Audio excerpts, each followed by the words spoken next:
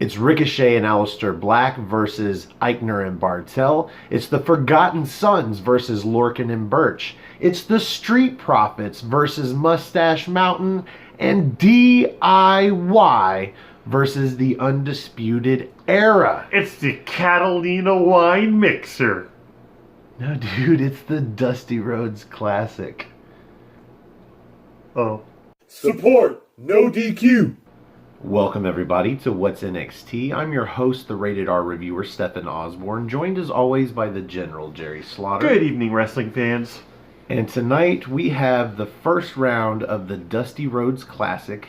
That is the tag team tournament. Yes. To declare a number one contender to the War Raiders Tag Team Championships. It's a double episode, more or less. We get an hour and 15 minutes of just great content in general. Well, we got my favorite 4 matches, but these were all first round matches for the Dusty Rhodes Classic, and wow. Yeah, they did not disappoint. I mean, it's all we got besides some promos and vignettes and recaps and videos from the Performance Even some Center. of the news we got for future matches was astounding. This was a great episode all around. We knocked out 4. That's over half of the matches of the tournament in one go. So now you can just stick them in the next few episodes here and there. So I thoroughly enjoyed this show. This was great. I actually took fucking no notes for any of these matches other than the finish. I just wanted to enjoy them, and enjoy them I did. Yes. I was in the moment too, but at the same time there's moments in the matches where I just had to write something down real quick, but even then I had to just make sure, to pay attention to the screen, but at the same time try to write at the same time. It's very difficult. I'm just hoping once we start talking about them, my memory helps me describe some of the awesome spots, because every one of these matches had a few awesome spots in it. Oh yeah. But let's get started with the very first match. We've got right out of the box, Ricochet and Aleister Black versus Fabian Eichner and Marcel Bartel, and this match set the bar for the rest of the night. And it was a very difficult bar to go up against, because right after that we got Lorcan and Birch versus Forgotten Sons. So I'm like, how are you gonna follow that, really? Because you have 2 of the most elite stars in NXT right now versus a team we're just really high on, and we've been on since they formed in NXT UK. And Eichner and Bartel, they keep on getting better with each match. The European Union. The European Union. So, but it's one of those matches where it could have gone either way. We were really hoping for Eichner and Bartel to pull off the upset, or that's what they would consider to be an upset. Yeah. They called it, they said that if they got the pinfall, it would be an upset. And I'm like, why would that be an upset? They've been a tag team way longer. Yeah. But you called it. I mean, Ricochet and Black are more established. They're 2 of the top 4, basically, stars in NXT, to the point where those are the 4 that are getting called up. Yeah. Well, all but 1. And we'll get into that later. Yeah. Bad news. But we'll talk about that when we get to the main event.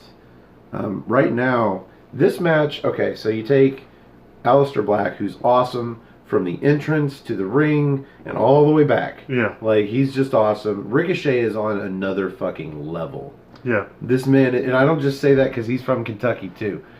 This man he's fucking nuts. But then you throw in Fabian Eichner and Marcel Bartel, who are both individually amazing superstars, especially Eichner. For his size, he does that. Okay, so he's on the apron and he springs up to do a springboard in, but he springboards from that corner to the other to do a moonsault, all top rope, all amazing looking, super high moonsault, very crisp, lands it. Gets a near fall, though. I mean, I didn't think he was going to get the pinfall from that, but just what an awesome match. I know we usually call Jordan Devlin's greatest hits on our tea parties, but we got to see Eichner and Bartel's greatest hits pulled in this one too. The spine buster with the soccer kick from Bartel. They're getting so much more fluid with these moves as well. And my God, the lawn dart brain buster, Bartel just throwing Ricochet off the top rope into a waiting Eichner.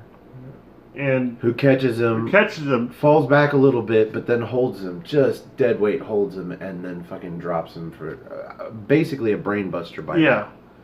Just awesome. But I'll do you one better, because there's that spot where Bartel runs the ropes, comes back and does that basement drop kick. Yes. While formerly Eichner would hold them, like kind of doubled over the middle rope, sort of towards the corner, caught up in the ropes. Eichner would hold him. Well, now Eichner runs and slides out of the ring, comes back around drive-by style, and does a drop kick to their head from the outside. So you got double basement drop kicks. It was beautiful, beautifully executed. For a second, I was like, "What the fuck is Eichner doing?" And then he comes back around. And I'm like, "Oh." That's how you make that move look incredible. Not just the camera angle. I was about to say, because with that now, even if Bartel didn't nail the drop kick all the way, you still have the force of Eichner's drop kick come from the side to completely distract you from it. But the baby faces win. Alas. Well, I mean, it's not alas. I mean, I like Black and Ricochet respectfully together and separately, but I was really hoping for Fabian Eichner and Marcel Bartel to get a push off of them going to the main roster. But I was about to say, that's the problem I'm already having with this tournament, is the fact that, like, we know Aleister Black, Ricochet, Gargano, and Ciampa are not going to be winning this tournament. Is because they're going to be getting called up right to the WWE main roster. Well, they're kind of blurring the lines there, and they're going to get called up soon, but we don't know how soon. So there's a little bit of room for maybes, but for the most part, you're right. Yeah, it kind of makes it even less believable than what we're used to, which.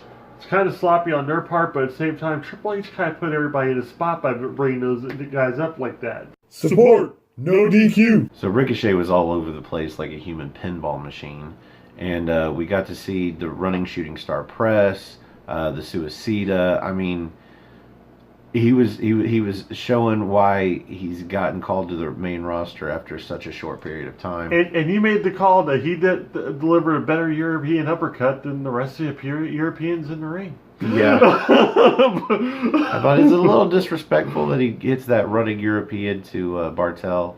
And Jerry's like, yeah, it is. That's the point, I guess. So in the end, we've got Eichner and we've got Black in the ring, and Eichner goes a super finish. I know he goes for that spinning power bomb, but Black gets out of it, and then Eichner goes for these strikes, and they look like they're effective, but suddenly Black turns around, Black mass. Yes, out Eichner's of nowhere. Out. 1, 2, 3, the baby faces win, and good on them. Sure, why not? But because it was such a barn burner of a match. It was such a great match from top to bottom. So up next, we've got a video recap from last week's Keith Lee versus Dominik Dijakovic match that ended in a double countout. Which we were okay with. Which leads us into a video of Keith Lee training at the Performance Center with some guys. And we've seen this already. We saw this on NXT UK last week. With Travis Banks, I believe. Yeah. In their Performance Center. And then who comes out? Fucking Jordan Devlin. We knew that was coming. So in this case, I knew fucking we were going to see Dominik Dijakovic come out. Sure enough. But there was no altercation. There was just a bunch of shouting back and forth. Yeah, he's like, hey, we got a ring here. We can finish this right now. And it's like, yeah, you could. But you're blurring the lines between what the reality in the Performance Center is, where they're showing people how to take moves right now in front of us, and you coming out saying, I want to fight. Oh, this is... Whereas it was sloppy, but the payoff is great because we get the rematch between these two in 2 weeks. Yes, that is the payoff, and I'm looking forward to it. Oh, I'm looking forward to some other kind of screwy finish where neither one gets it, and this leads to a match at NXT TakeOver New York. Or, I was about to say, you could always have, like, 2 out of 3 falls is what I'm hoping for. That or some stipulation where you can't get a double count out and you can't get a double whatever. Yeah. Maybe it's a double disqualification. That's what we get in 2 weeks. Yeah. And they're like, well, fuck, we'll just make it no DQ, no count out. Whatever. Hashtag no DQ. Hashtag no DQ.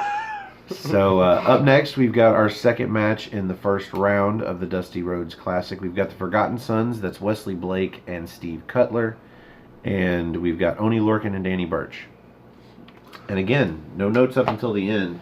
This match started off kind of slow-ish. Yeah, it kind of needed to, because people were still catching their breath from that last match. Yeah, totally. So, Lorcan and Burch, they actually impressed the crap out of me on the last leg of the NXT UK sessions down in Phoenix that they just did. Their loss to Gibson and Drake was just a great match. Great match. They looked awesome. Yeah. I highly recommend going back and watching that. That is the main event from the third week of the Arizona tour, where they were over there for the Royal Rumble access or whatever. And yeah, that was an awesome match, and it gave me new depth to how I feel about Oney Lorcan and Danny Burch. I don't necessarily like them, they're a very but I respect the shit out of them a lot more. I was about to say, they're a very Smash Mouth team. They're a couple of hooligans, and it's great. I guess. And then you have the Forgotten Sons, who, hooligans. They just kind of hooligans. They just are there to fight, and Riker out there just standing and doing nothing again. Yeah, I was a little thrown by... I thought Riker might not come to the ring with them, but it was even announced, accompanied by Jackson Riker. And I'm like, okay, so maybe he gets involved in this match. Nope.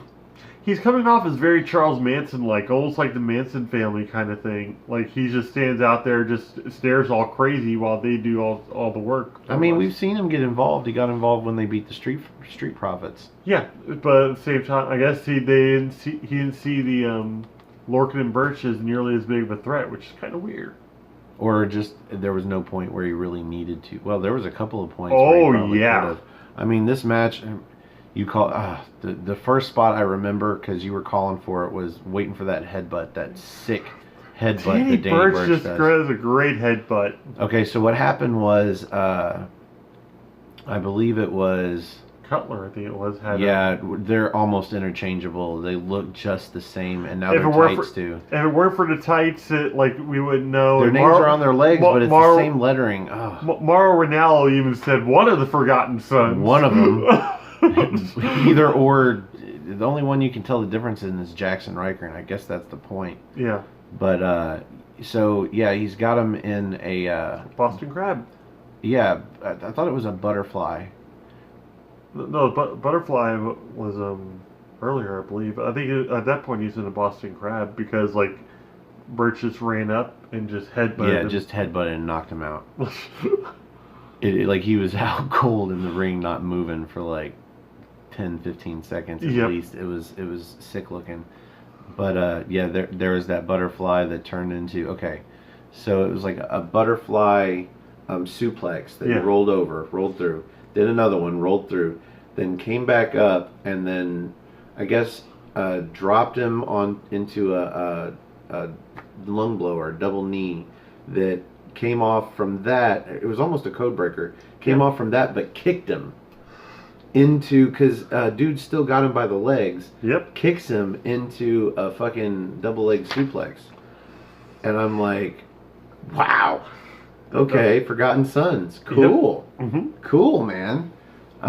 There was a few spots like this, and the match actually picked up towards the end to where it was very entertaining. Not quite the first match of the night, not quite the main event, but we'll get there. We got some really cool tag maneuvers out of Forgotten Sons, which is weird because usually I forget everything that they ever do. So we got the missile drop kick flatliner combination. That was sweet. That was beautiful. I look forward to them making it look more fluid. Yeah. But the idea was solid. And then we also have basically missile drop kick to the gut with a reverse DDT. That gets the pinfall. Yeah. And this was a good match to come off of that extremely exciting opener. And we got the heels moving forward to face, well, maybe that gives it away, but we'll get there. Up next, we've got Velveteen Dream. In the middle of the Dusty Rhodes Classic, just decides to come out. And he doesn't go to the ring. Because he can do that. He's Velveteen Dream. Yeah, he goes to the announcer's table, stands on it, and that's where he cuts his promo. Pretty much Jared just announced that the champ is here. And Jerry thought that we were going to see Adam Cole come out and challenge him for the championship. Nope. Matt Riddle. Matt Riddle out. Bro. And I'm going to say this right now. This promo actually interested me. Like, usually Matt Riddle, I'm ready to tune out. I'm ready to start drawing bunnies on my notes. Whatever the fuck ever. I'm not really listening to anything that Matt Riddle says. But this time he actually downtoned the whole, relaxed surfer bro image for a little bit there, and he was being got a little more serious. He's being more serious, which he said he was going to be doing. He's moving past Cassius Ohno and going into something different, and going into something different, he really, really is. He just jumped the shark on this one. Yeah, he jumped whoever else has been there before him in line for the North American Championship, because he basically says, he comes out and he's like, I'm here to congratulate you on your title victory, and he wants to see that title a little bit closer. So Velveteen Dream holds it about foot out. As close as you're gonna get, but don't forget the spotlight. Velveteen Dream snaps his fingers, and the although the lights cut out, and spotlight on him belongs to Velveteen Dream. Yeah, dream over. And it was brilliant looking. If they have a clip of just that promo, I recommend watching that. Yes. I mean, honestly, I recommend watching the whole episode, because all 4 of these first round matches were incredible. I think this is going to set up for Matt Riddle versus Velveteen Dream at TakeOver. I think in between there, though, I think we're going to get Matt Riddle versus Adam Cole, who's going to take exception to Velveteen Dream, challenging for what he feels is still his title. Maybe. Yeah. I hate to see Adam Cole lose to Matt Riddle, but it'd be a hell of a match. It would. And I mean, he is a heel. He's supposed to lose, so yeah. The whole team's heels. They're supposed to lose. But we'll get there. So, up next, we have the only female spot on the show. We've got a video package promo for Io Shirai, where there's some new interviews and things like that. It's got Kairi Sane in there. And basically, they're talking about Bianca Belair and how essentially she had the win in that 6-woman tag match against Baszler, and then Io Shirai tags herself in, does her moonsault, and gets the pinfall. Yeah. Which makes her look like a more credible contender for the championship. And Io Shirai basically says, "You've never beaten Baszler, but I did." Off an assist from her. Yeah, but at the same time, Bianca Belair had her one-on-one shot, and she lost. But she did good in the process. She lost so hard, she went all delusional, and now she thinks she's still undefeated. No, she's not undefeated. She's undefeated. You forgot the click. So, next week, we are getting Io Shirai versus Bianca Belair for the #1 contendership for Shayna Baszler's championship. I presume we'll see that match happen at NXT TakeOver New York. Mm-hmm. So we're finally getting, the card for TakeOver is actually taking shape pretty well now. Yeah, probably still going to be just 5 matches, but awesome. Mm-hmm. So up next, we've got the 3rd match in the first round. We've got the Street Profits versus Mustache Mountain. I was psyched for this match from the get-go. I wanted Street Profits to win, man. They are the NXT team, not the NXT UK. Because Mustache Mountain really is NXT UK now. Come on now. Yeah. Come on now. Right out of the box, but Street Profits coming down to the ring. Montez Ford's got a ski mask on because he said he's there to steal the show. And he really didn't. No, he didn't. It's really hard to steal the show in a match with Tyler Bates in it. True, but I mean, still, in every match that I've seen him in the last probably 3 or 4 months, or possibly even 6, he has stolen the show. Yeah, he's just been amazing. And in this match, really, other than the frog splash, which he got incredible air for, but other than and the dive outside towards the end as well. Oh, well, yeah, but we saw at least one suicide dive in every match tonight. Yeah. Well, that wasn't even a suicide dive. It was that running thing where he just vaulted over the top. Oh, rope. Yeah. So, this wasn't match of the night. No. But I don't know. I don't know if I would put this one better than the previous match with the Forgotten Sons. I think I would. I put it above that, but not above Eichner Bartel versus the somehow just because of Tyler Bate. I think Tyler Bate for me is getting the John Cena Roman Reigns heel heat right now, or babyface heel heat. Yeah. Because he just continuously impresses me, but I still don't want to like him because he's such a obnoxious ass babyface. Yes. He high fives the crowd. He plays them, and it's unnerving is what it is.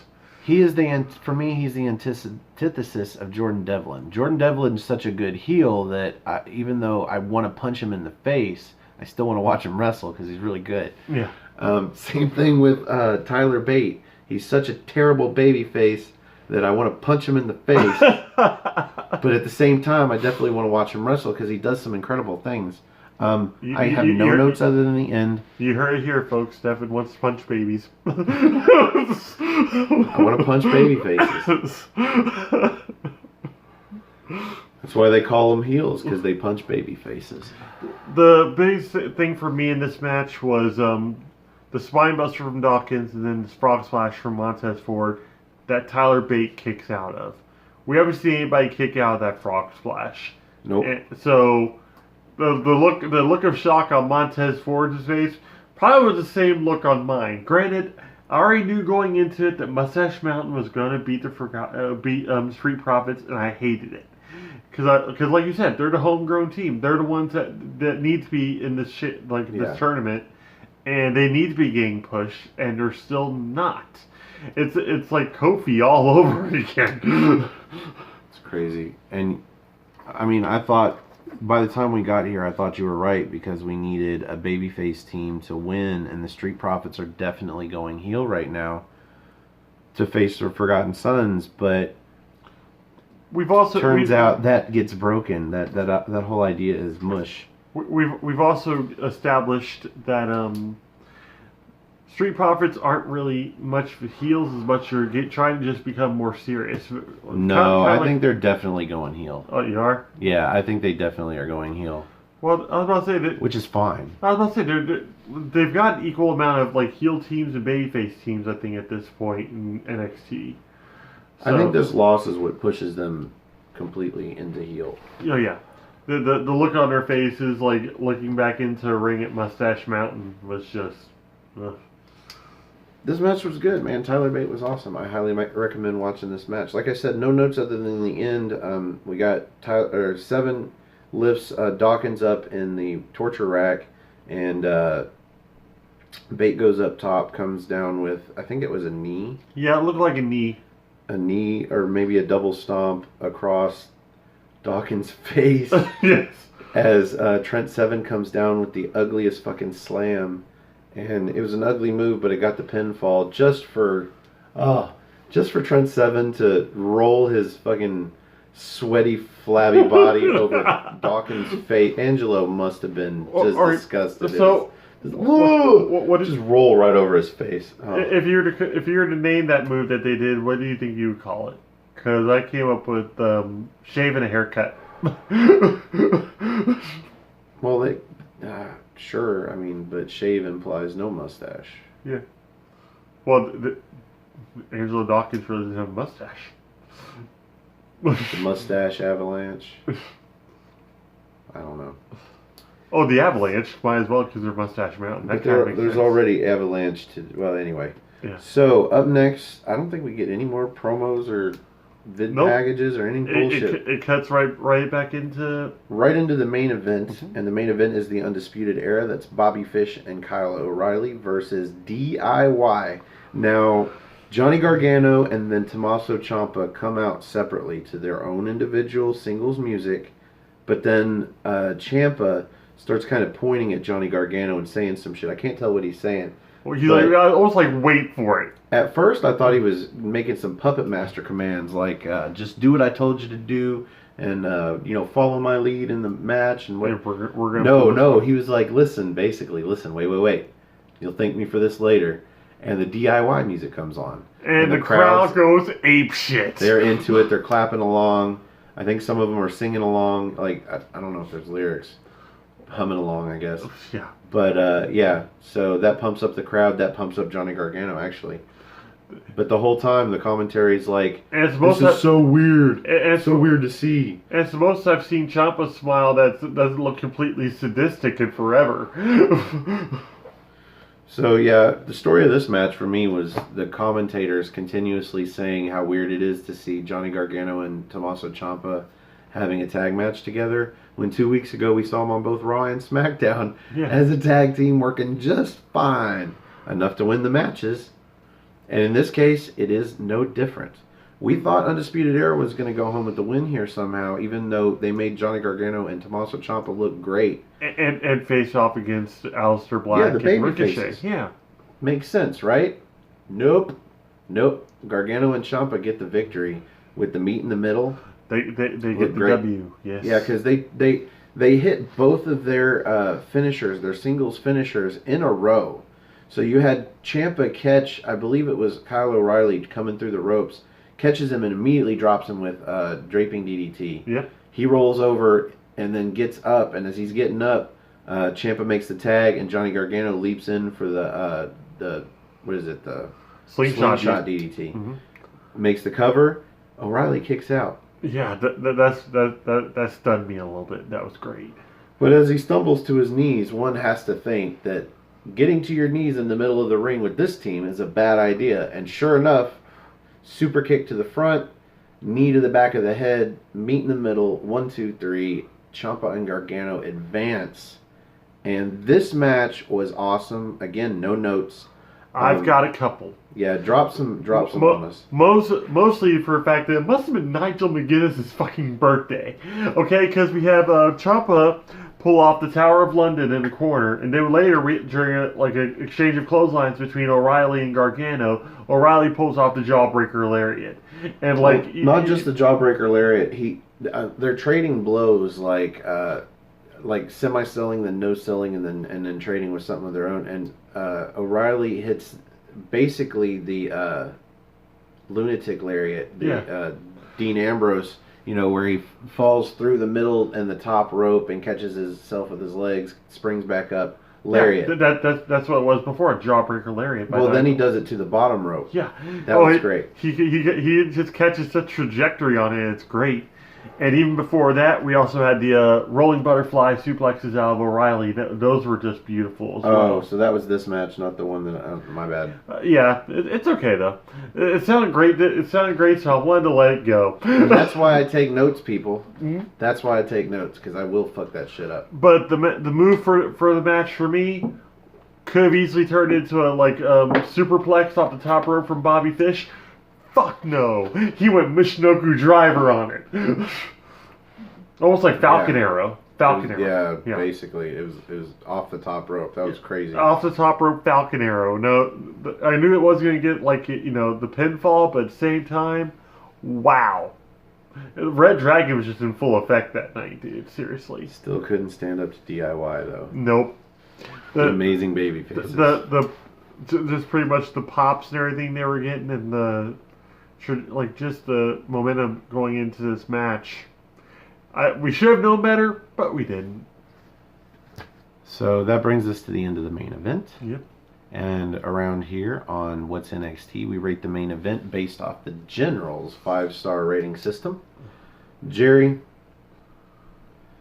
oh man, I wish we'd just rate the show, because this was an amazing show. This main event, though, was it better than the opening match?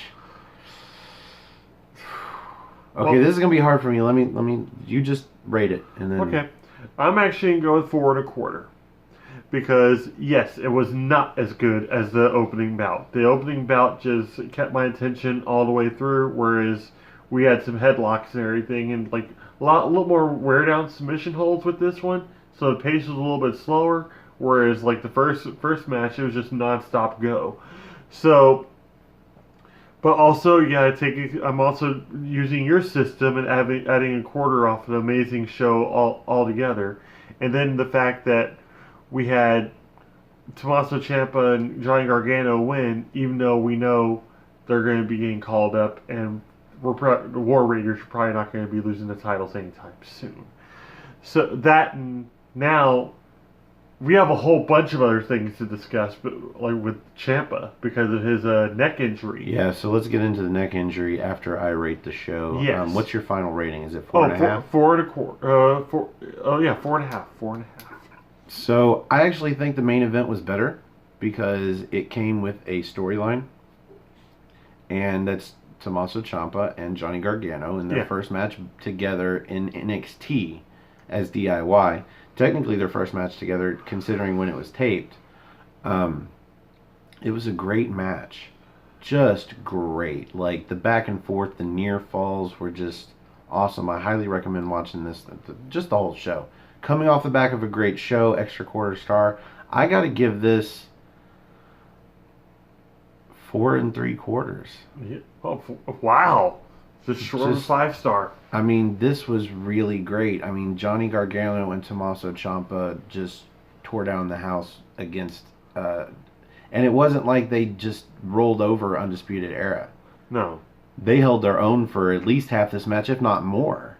Conspicuous by his absence, Adam Cole and Roderick Strong. Both of them not there. So...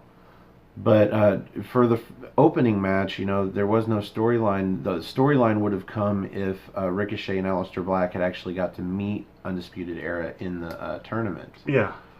But since they don't, there's no storyline there. And for this, it's DIY getting back together. Yeah. So, I'm going 4 3/4. Great show. Great match. So who are we saying for like the finals for this tournament now? DIY and Mustache Mountain.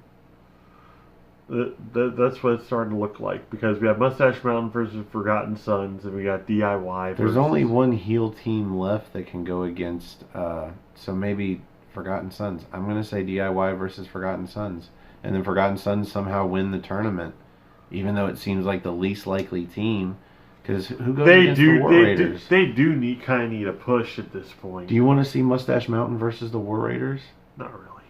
Or do you want to see the Forgotten Sons with Jackson Riker? Even though I know Hanson would pull off some crazy shit against Tyler Bate. I'd rather see DIY versus the War Raiders, but if they're going to win the tournament, you're going to want them to beat a heel team, not the Mustang. Well, I don't know. But in the long run, it's not going to matter because we had breaking news earlier that Ciampa has been injured and he has to go under neck surgery. Yes, same kind of surgery that Edge had, ended his career. Yep. So this is possibly career-threatening. Worst time in the world.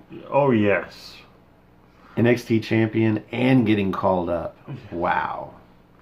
That's just the effect that Ciampa's had in his career because he got let go from WWE quite some time ago. Then that's when he went on to the independent scene, started gaining muscle, started looking a lot more psychotic, and became like the Sicilian psychopath that we know now. So do you think this is going to keep Johnny Gargano in NXT and keep him out of the hands of a destructive Vince McMahon? That's the only saving grace for this whole thing is the fact that Gargano and Ciampa's team will dissolve, and chances are we're going to get to keep Gargano possibly as NXT champion if the title gets vacated. Yeah, I kind of if his neck's that bad, I don't see him having a match to drop the title. He's just going to have to vacate it. And how fitting would it be for him to like Johnny Gargano to have lost his belt and not even wrestle Gargano and Ciampa and take his. So, wow, 4.5 and 4 3/4. Another high one. Oh, NXT's been on a roll lately. Oh yeah. Well, NXT UK like the main event the other night was just fantastic, and that's where we had the Lorcan and Burchers, Gibson and Drake. So speaking of NXT UK. Tomorrow we will be doing the NXT party, and we'd love to have you up on the big screen and come have a spot of NXT with us. Help us review an episode of NXT UK. If you'd like to, just find me on Twitter. I'm at nodq.com/Stefan. That's STEFAN. Or if you just want to find me on Twitter, it's at Stefan R. Osborne, OSBORNE. As always, the R stands for restricted. You can also find Jerry on Twitter. at No DQ General, and also on my Facebook group Armbar, all capital ARMBAR exclamation point. Join up with us. We have a whole bunch of discussions of wrestling, memes, just craziness. Crazy bunch. If you like this video, you should click the like button that's underneath me. If you like all of our videos, you should probably click the subscribe button that's underneath Jerry. And if you'd like to get these videos something like a half a day early, you should go and subscribe to our channel. That's Aftermatch Wrestling. All one word, Aftermatch, AFTERMATCH Wrestling. When we started tonight, we were at 50 viewers, but now we are at 51. Yes, we did the predictions for WWE Fastlane with Noah as soon as we got here from work, and we were at 50 viewers. By the time we got done with the episode, we were at 51. So we're just climbing on our way to 100, which is our goal. If we hit 100, we will start doing the What's NXT and NXT UK videos live. All the madcap that will ensue. The goal of this is so that hopefully some of you are up at the weird hours that we record these shows, and you can give us some questions that we can answer at the end of the video. And also to get 100 subscribers, because that'd be fucking awesome. Yeah. In that attempt, we have started doing exclusive content for Aftermatch Wrestling. We've got several episodes of the Rated R Rapport up. Last week we had 2. We had Cindy one night. We also had, I believe it was Noah and Chris another night. Yeah. Both those episodes are up. You can find them on Aftermatch Wrestling. And if you want to get notified when we put those videos up, because there's really no weekly schedule or anything, we just record them after we do shows or whatnot, and then eventually I edit them and put them up before they get too damn old. Yeah. So if you want to find out when they go up, there's a little bell that's also underneath Jerry that you can click, and that'll give you a notification when we actually post these videos, because it's at crazy hours. Yes. It'll also let you know when we go live when we finally hit 100 subscribers. Yep. So, for the General Jerry Slaughter, I'm of course the Wizard of No DQ, Stephen Osborne, and we will see you NXT time.